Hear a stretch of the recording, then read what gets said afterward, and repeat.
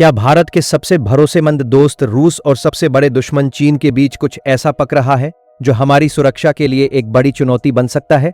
एक तरफ भारत को रूस से S-400 मिसाइल डिफेंस सिस्टम की नई खेप मिल रही है, तो दूसरी तरफ चीन की सेना रूस के उन गुप्त सैन्य ठिकानों का मुआयना कर रही है जहां ये घातक हथियार तैनात हैं। आखिर पुतिन और जिनपिंग की ये बढ़ती नजदीकी भारत के लिए कितनी खतरनाक है? क्या चीन हमारे डिफेंस सिस्टम की गुप्त जानकारी हासिल कर लेगा?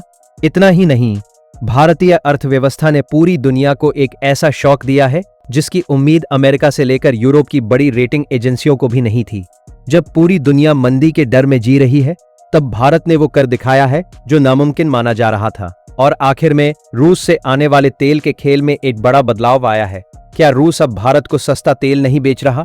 क्या हमें अब रूसी तेल के लिए भारी कीमत चुकानी पड़ रही है?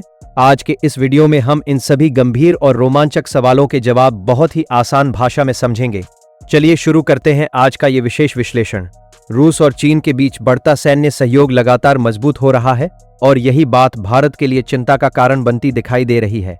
अभी हाल ही में खबर आई थी कि भारत में रूस का चौथा S-400 रेजिमेंट का पहला खेप पहुंचा है, लेकिन इसी दौरान रशियन मीडिया में एक ऐसी रिपोर्ट छपी जिसने सबको हैरान कर दिया। इस रिपोर्ट के मुताबिक इसी हफ्ते चीन की पीपल्स लिबरेशन आर्मी यानी PLA की एक निरीक्षण टीम ने रूस के पूर्वी सैन्य जिले का दौरा किया। इस दौरान चीनी टीम ने रूस के कई महत्वपूर्ण सैन्य ठिकानों का बारीकी से निरीक्षण किया, जिनमें एयर डिफेंस मिसाइल यूनिट भी शामिल थी। ये इलाका रूस के पूर्वी क्षेत्र में आता है, जो रणनीतिक रूप से बहुत अहम माना जा रहा है। हालांकि ये दौरा किसी अचानक हुई घटना का हिस्सा नहीं था। इसे 1990 के दशक में बने बॉर्डर ट्रस्ट बिल्डिंग मैकेनिज्म के तहत किया गया था। रूस, चीन और कुछ मध्य एशियाई देशों के बीच 1996 और 1997 में हुए समझौते के तहत ये निरीक्षण प्रणाली लागू है। इसका मुख्य उद्देश्य सैन्य पारदर्शिता और सीमा पर भरोसा बढ़ाना था। बाद में यही ढांचा शंघाई 5 और फिर शंघाई सहयोग संगठन यानी SCO के रूप में विकसित हुआ।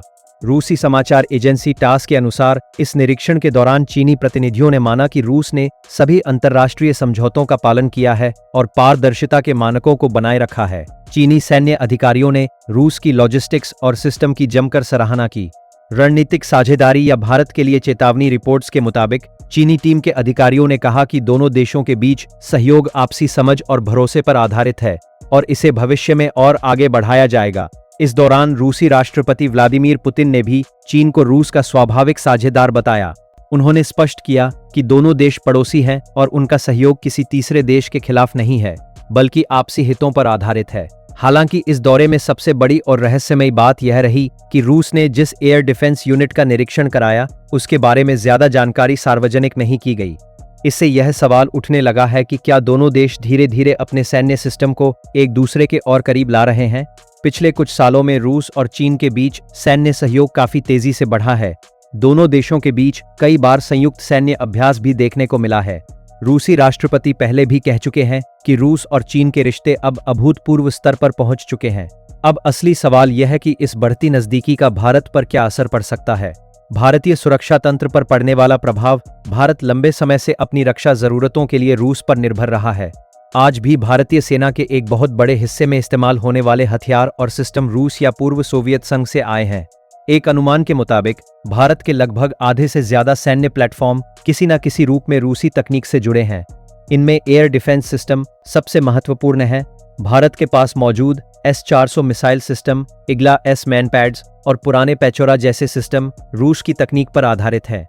ऐसे में अगर रूस और चीन के बीच सैन्य तकनीक और सिस्टम का आदान प्रदान बढ़ता है, तो भारत के लिए चिंता बढ़ना स्वाभाविक है। सबसे बड़ा खतरा यह माना जा रहा है कि चीन को रूस के एयर डिफेंस सिस्टम की तकनीकी जानकारी मिल सकती है। इससे चीन उन सिस्टम की कमजोरियों को समझ पाएगा जिन पर भारत आज भी काफी हद तक निर्भर है। अगर भविष्य में किसी सैन्य टकराव की स्थिति बनती है, तो यह जानकारी रणनीतिक रूप से चीन के लिए बहुत फायदेमंद साबित हो सकती है।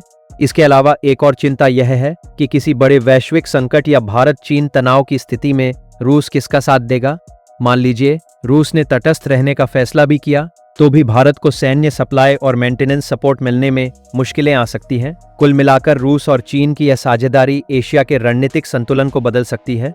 भारतीय GDP का चमत्कार। उम्मीदों से कहीं आगे अब बात करते हैं एक ऐसी खबर की जिसने हर भारतीय का सीना गर्व से चौड़ा कर दिया है।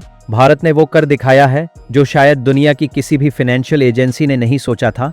अमेरिका और यूरोप की बड़ी बड़ी रेटिंग एजेंसियां जो जीडीपी के आंकड़े बताती हैं, उनमें से किसी का भी अनुमान इतना सटीक नहीं था।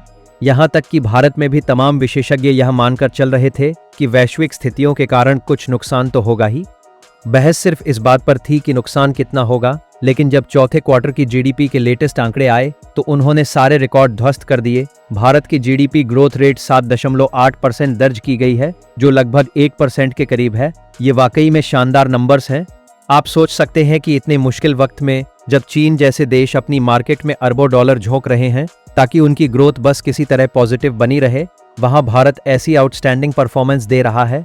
हालांकि बीच में कुछ ऐसी खबरें आई थीं कि भारत की जीडीपी गिर गई है और हम ब्रिटेन से पीछे होकर छठे नंबर पर आ गए हैं। लेकिन यहाँ एक बहुत बड़ा कंफ्यूजन है जिसे समझना जरूरी है। जीडीपी रैंकिंग और डॉलर का गणित असल में भारत की जीडीपी कम नहीं हुई है, बल्कि भारतीय रुपया डॉलर के मुकाबले थोड़ा गिरा है। जब हम अपनी जीडीपी को रुपए से डॉलर में कन्वर्ट करते हैं तो डॉलर की कीमत बढ़ने की वजह से वो आंकड़ा इंटरनेशनल मार्केट में कम दिखाई देता है। इसे एक आसान उदाहरण से समझते हैं। मान लीजिए 2024 में भारत की जीडीपी 300 लाख करोड़ रुपए थी और उस समय के एक्सचेंज रेट के हिसाब से वह 3.5 ट्रिलियन डॉलर बैठती थी। अब अगर अगले साल हमारी जीडीपी बढ़कर 3.5 लाख करोड़ रुपए हो जाती है, लेकिन उसी दौरान रुपया डॉलर के मुकाबले गिर जाता है, तो डॉलर में कन्वर्ट करने पर वह आंकड़ा 3.3 ट्रिलियन डॉलर ही दिखेगा। इसका मतलब यह है कि हमारी इकोनॉमी अंदरूनी तौर पर बहुत तेजी से बढ़ रही है, लेकिन करेंसी के उतार चढ़ाव की वजह से रैंकिंग में बदलाव दिख सकता है। यह सिर्फ एक नंबर गेम है। हालांकि इसका एक नेगेटिव असर हमारी ग्लोबल रेपुटेशन पर पड़ सकता है, क्योंकि दुनिया डॉलर कन्वर्जन को ही देखती है।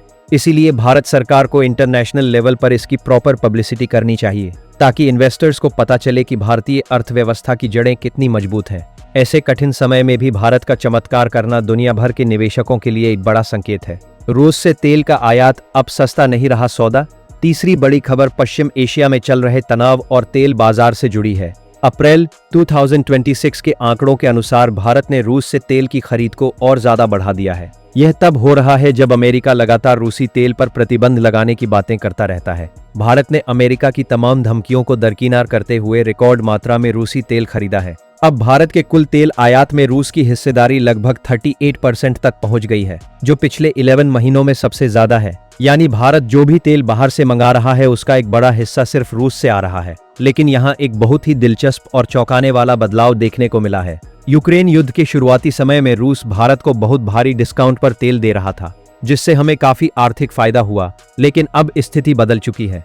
रूस का तेल अब पहले की तरह सस्ता नहीं रह गया है। अब भारत को रूसी तेल खरीदने के लिए अतिरिक्त कीमत यानी प्रीमियम देना पड़ रहा है।